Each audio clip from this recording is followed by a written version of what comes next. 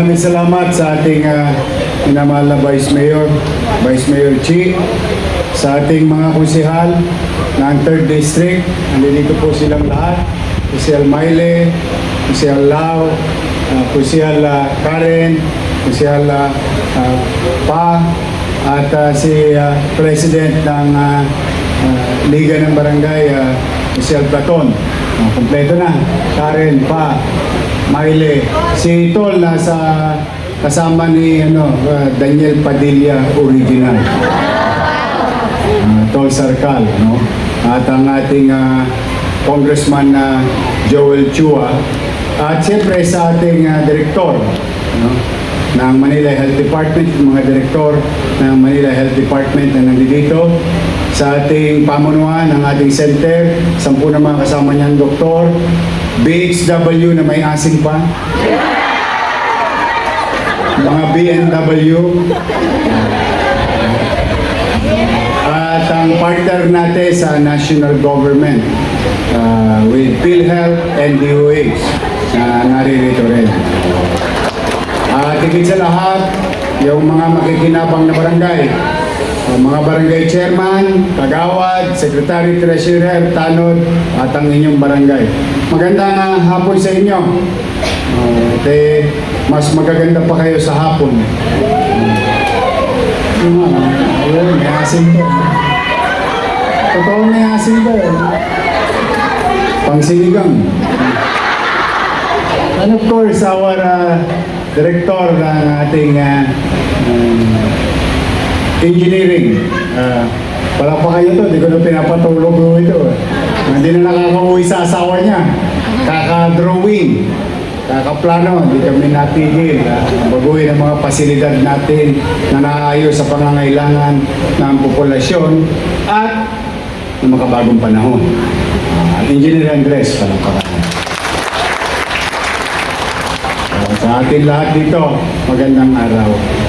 You know, just to remind those who are listening, kasi alam ito, mas alam nila ito yung ibang utaw na nasa Gedli, no? Kasagsagan ng bagyo, I was informed by your situation, which I cannot believe. Alam mo, pag hindi ako masyadong naniniwala, ang ginagawa ko, pinupuntahan ko. Because when I was told about your situation, it was, I think, it's exaggerated. Sabi ko, hindi mo siguro po pwede, doktora yung pinalitan ko, doktor din yung asawa niya. I think they should know better than me on how to build a healthcare facility. Sabi, hindi po, talaga po, napakasama po nung San Nicolas. So I went. Esakto umulan. Ito na po, masasabi ko, sa pinakamagandang health center sa buong mundo nung makita ko nung araw na yun. May nature siya, may effects of nature. May sarili siyang force. At nalulungkot ako, kamusta kaya mga baga ninyo? Dahil sa mga amag na sinisingot ninyo, buti pa ang pasyente, pamisan-misan lang dumarapo sa pasilidad na to. Pero yung mga doktor natin, nurses and other medical frontliners are going in and out of this office every single day. And yet, we claim so many things. I swear, I thought I was in Syria. Because how can we live that way and encourage our medical healthcare provider to provide help if they have unhealthy environment and hazardous to them? Lagi ko sinasabi ng mga matatanda mahirap maggaling-galingan sa kapitbahay kung sa loob mong tahanan nagpapabuya ka. Kaya po, without any exaggeration din, pag-alis ko, tanungin niya si Andres, sabi ko sa kanya, Andres, bistahin nyo na yun. Padala mo yung ininyero. Tingnan ninyo ano magagawa natin. Then you come up with a report within 48 hours. And they said, Sir, pwede naman namin ayusin yung alulod. O ayusin yung mga mold, amag, and so on and so on. Sabi ko, edi band-aid yung gagawin natin. Sir, yun po, kasi wala tayong pera. Pag mo intindihin yung pera, intindihin mo yung drawing. Sabi ko, tingnan mo kung paano magiging maayos ang lugar na kung saan ang kapwa natin naglilingkod sa bayan, lalo na sa pangkalusugan, ay maayos din. Ayun, then they come up with the drawing. Siyempre, pagtapos ng drawing, ano susunod? Toss gas. Okay, salamat kay Paul. Nakita natin yung mga ilang nakatagong pera ng lungsod na nagkaroon ng interest at mukhang naitago din. Nakuha natin ulit. Naibalik. Siya namang sabi ko ilaan mo sa San Nicolas Health Center. Yun ang punot dulo kung bakit tayo may ganito. Wala tayong pera. Kaya lang, pinalaki ako ng nanay ko na marunong magpiga ng bimpo. Hanggat may mapipiga sa ikabubuti ninyo. Kasi ayoko naman iniisip ninyo yung kapakanan ng inyong mga nasasakupan, tapos yung sarili nyo naman napapabayaan. Hindi naman yata maganda yun. Kaya sa mga barangay chairman, mga kagawad, secretary, treasurer, we'll make sure that this facility is enough or more than enough as per validated by our national government partner, DOH. Pag tayo po nagpapagawa, nagre-renovate ng mga health facility, we always consult and seek the approval of DOH. Kaya palakpakan natin ang DOH. At sooner or later, sa bisa at galing ng mga maglilingkod dito at BNW at BHW, nako, ha? BNS, barangay nutritionist, barangay health worker, BNS pala, hindi BNW. With our partner in national government, PhilHealth, we'll make sure that every single cent will be utilized accordingly and following their regulation. Kaya magsikap kayo. Nasa inyo ang buhay ng health center na ito.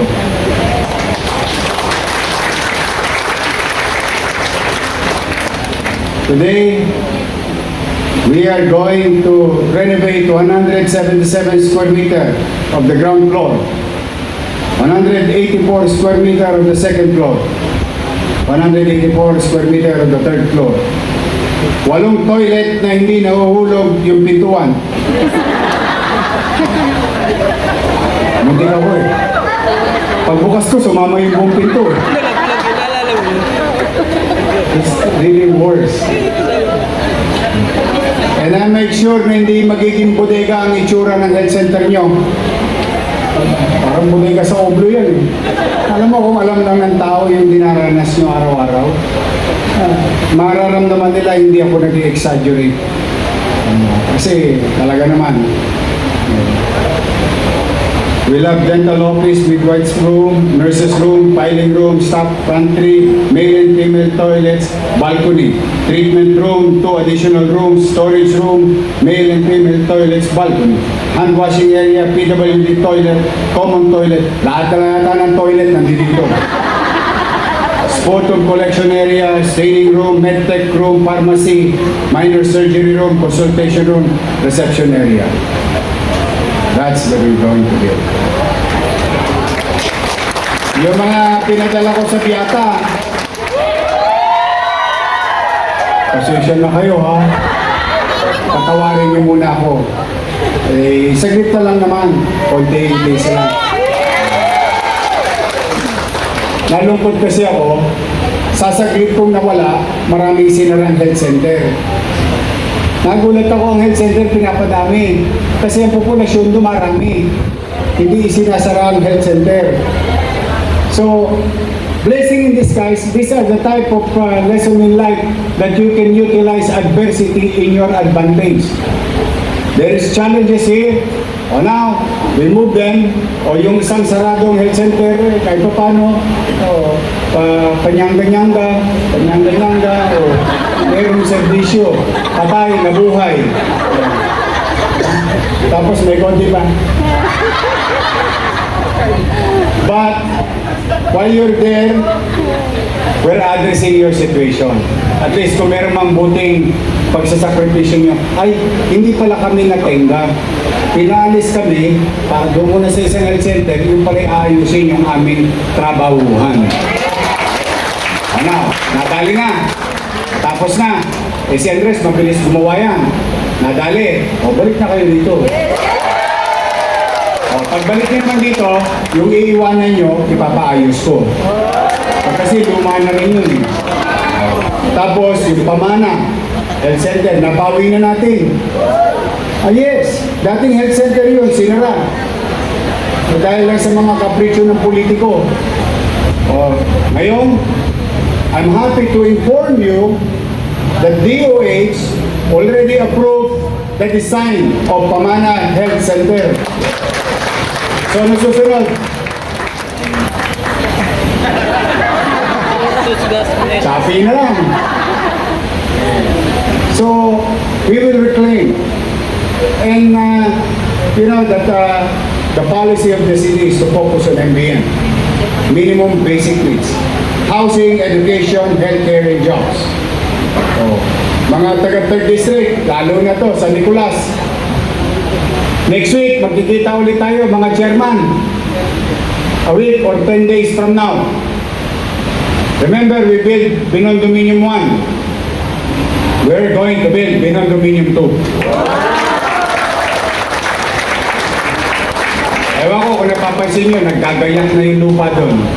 Tingnan ninyo, kiniklear na. Wala pa tayong pera niya. Kasi yung 30 years na squatter sa gitna ng island, malaking bloke na natanggal natin. Tama mali? O ngayon, yung another bloke, mabigyan ng dignidad ang pamumuhay. Basurero pa lang ako, paikot-ikot pa lang ako dito, squatter na yun. Ewan ko kung maalala nyo yung Elizalde Road, yung condominium dyan sa tabi ng Just Gen. Dating Elizalde Road yan eh. Kinukuha ko yung nylon na sinulid ng barko, yung tali ng barko, bago naging abaka. Ayan, kaya ikot na ikot ko yan, lahat. Gusto ko naman, maiangat naman ng patatayuan ng mga tao ron. Sabi ko naman sa kanila, pumanatag kayo, unti-unti yan. Bago nyo malaman, tapos na ubus na. So, may awa ang Diyos. Kaya yan ay bagay natin pinagpapasalamat sa ating mga taxpayers of the City of Manila. Palakpakan natin sila. And on Friday, you will be surprised because we're going to produce the city government in the next 5 years. At the very least, 5 years. We'll produce more doctors, more nurses. We were going to be part of the nation-building approach. Your capital of the country will participate in producing medical professionals because by Friday, we are going to inaugurate Pamantasan Luzon ng Maynila College of Medicine and Hospital ng Maynila.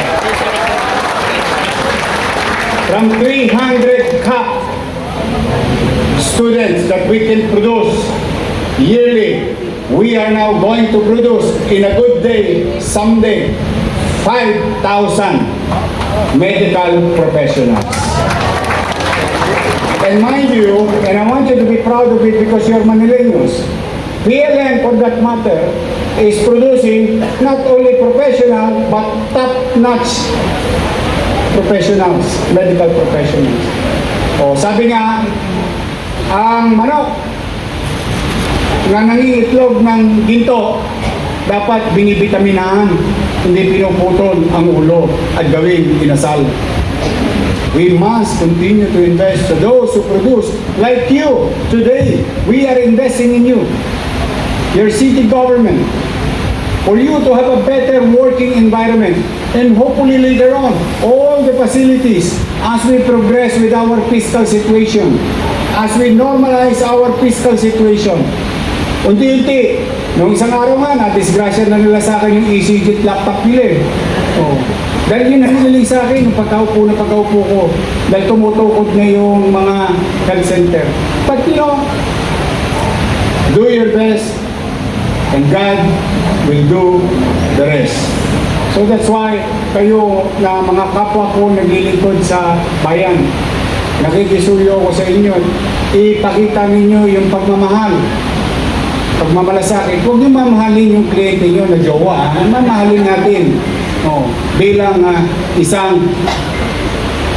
taong gobyerno na naglilingkod sa kanyang kapwa. Ipakita niyo sa kanila yung pasensya. Ipakita niyo sa kanila yung what you call empathy. But we understand. Alam niyo, sometimes you can ask the doctors here, particular to BNS and BHW. Tanungin niyo yung mga doktor. Minsan, hipo pa lang, gumagaling na tao. Because they feel it eh. They feel the sincerity of you helping. Kaya yung kung paano natin sila pakikitunguhan, ngiti nyo pa lang, ulam na, pag-asa na, mano pa. Matapos ang lahat, after everything said and done, may natamasa silang gamot. May natamasa silang ekwipo o serbisyo. Kaya hindi tayo ito titisin ninyo. Ang taong may sakit, ito'y paulit-ulit, natutunan ko to sa doktor, hindi ito natutunan sa eskwela na. Ang sabi sa akin ng doktor, ang taong may sakit, walang maiintindihang katwiran. Ibig sabihin, if a person is in pain, he will not listen to explanation. But if they see your face, yung nagkikinis ang chinchanso mo at Natasha mo, nakikita nilang maaliwalas kang kausap. Sometimes it absorb good vibes. So that's why I always try to, ako kahit magamagana, nagbubuhangin ng mata ko, pinipilit ko ang mare, because kailan mo ba makikita muli ang isang tao? What are the chances that you see them in the intersection, in the streets, in the boulevard? So, make the best out of it, that encounter, the chance that you encounter somebody. At ang maganda nito, alam mo maganda nito sa trabaho natin, sa totoo lang come to think of it, magkuya-kuy kayo, magmuni-muni kayo. Alam mo maganda dito sa trabaho natin? Nakatutulong ka na sa kapwa, may sweldo ka pa.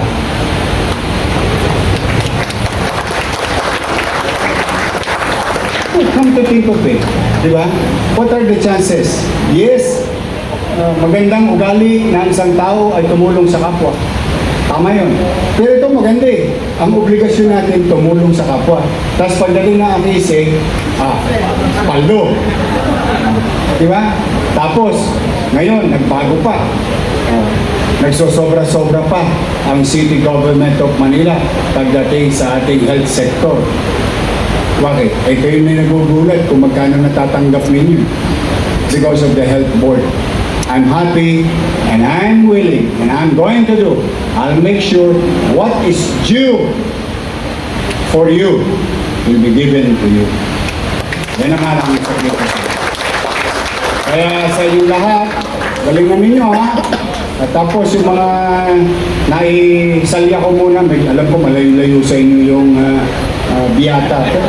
Konting tisa lang. Konting tisa. Pero, tanungin niyo yung taga-hospital ng Sampaloc. Tanungin niyo sila. Oh. Kasi sila yung second na pinakamaganda. May pulse din sa loob ng emergency room. Tanungin nyo sila. Nung sabi ko, bigyan nyo lang ako ng konting panahon, titirahin ko yun. Oh. We went beyond, before the deadline. O tingnan ninyo kung anong atmosphere ng kanilang working place sa hospital ng Sampaloc. O ngayon, total nakita ko si Lipuanan.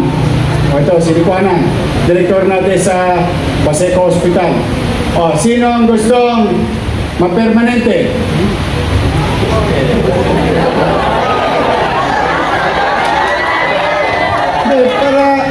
Hindi, kasi I need to inform you.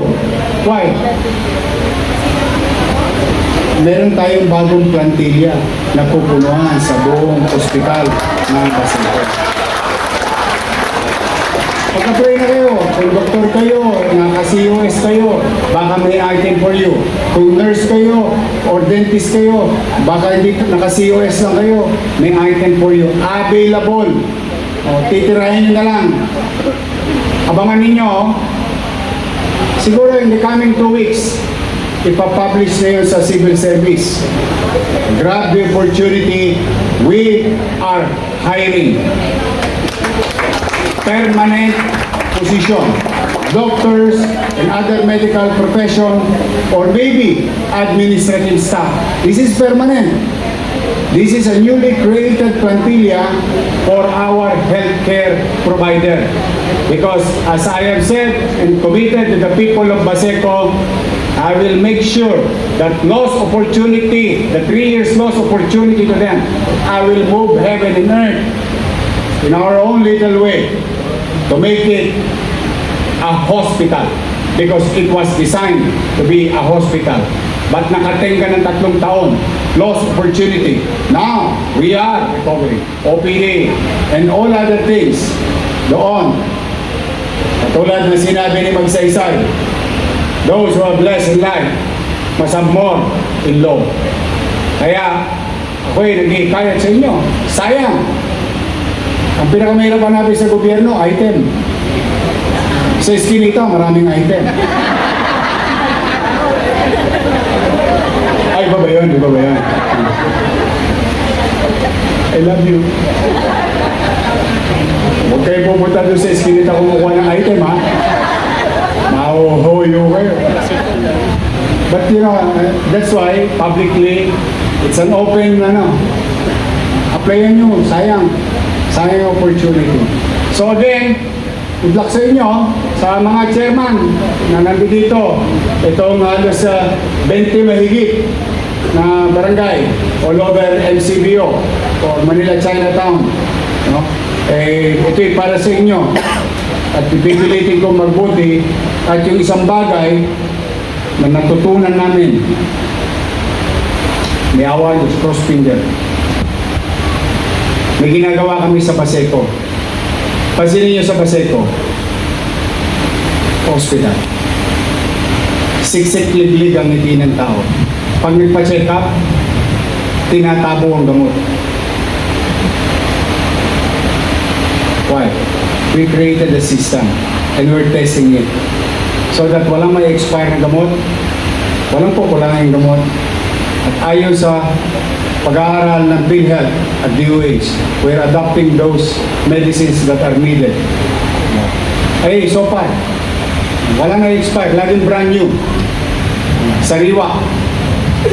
And if maging successful talaga kami dito sa San Nicolas, may experience yun sa 44 Health Center if we can duplicate that. Para naman hindi rin sumasakit ang dibdib ninyo na alam nyo talagang kailangan ng togmolo doon. Wala kang maibigay kahit togmolo doon.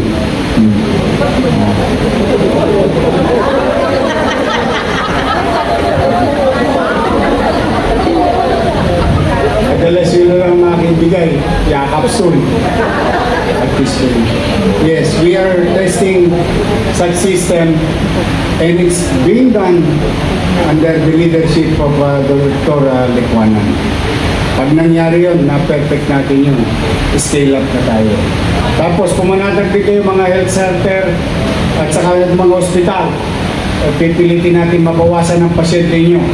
by giving proper nutrition to our toddlers. Papaliguan natin sila lahat ng your milk. Ito ay mga atabs. Sariwa, malamig, every other day. And we are going to escalate. We are. We're going to, from 21,000, our next goal is 60,000 plus na mga bata sa Manila. It's not because we just want to do it, but because we are listening to the data given to us by DOH, by National Nutrition Council, by NDA, that malnourishment is everywhere in the country. And if that is the country, Manila is part of it. So, yung stunting problem will be and continue to be confronted by your city. Then, it's healthcare.